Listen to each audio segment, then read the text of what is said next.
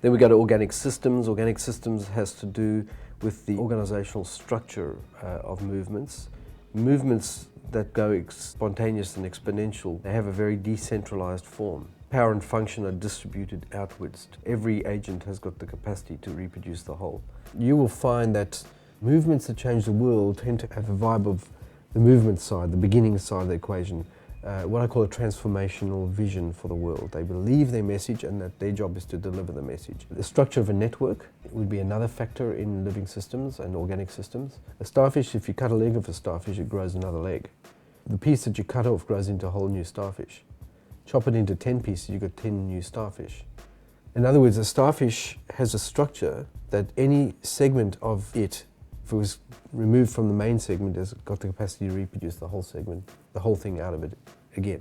And I think there's the metaphor for what movements are like. It's a metaphor that makes sense of movements that say every believer is a church planter, every church a church planting church. That is, everyone has got everything in them to get the job done.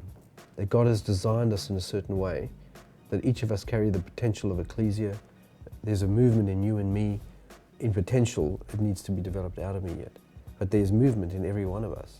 In multiplication movements, if something goes wrong, it's self-disciplining. That is, eventually it might affect 2 or 3 cells around it in terms of churches that it might have planted, but then sooner or later the whole body kind of clears. And your body does this all the time with cancerous cells.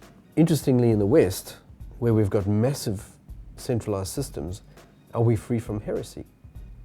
And you look around and think, oh, I don't think so.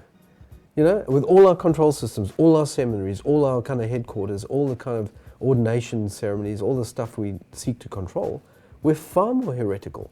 Centralized structures are more vulnerable to heresy than decentralized structures. A centralized structure attracts people who like power and often people who are wrong, and it only magnifies the influence throughout the system, because what happens at the top is affected right throughout the system. And so having all the seminaries in the world and everything, you know, that the West has got has not kept us free from being heretical, and very heretical at times. It's the vibe of a movement, structure of a network, spread like viruses. It's a pay-it-forward movement. And the mathematics is simple, that if all we did was win 3 people to Jesus in a lifetime by discipling them into the kingdom and keep on discipling them afterwards, and all we require of them is to win 3 others in turn, you know, to love 3 people into the kingdom of God, and keep discipling them afterwards, and they do pay it forward all the way down the line. Literally in America, you know, if the base group was 40 people committing to do that, and you gave it something like 25 iterations, you would have pretty much covered the population of America and beyond. 37 years for the entire world. You begin with the end in mind, you know. We plant a movement, don't plant a church. And so multiplication must be factored right into the beginning of the equation.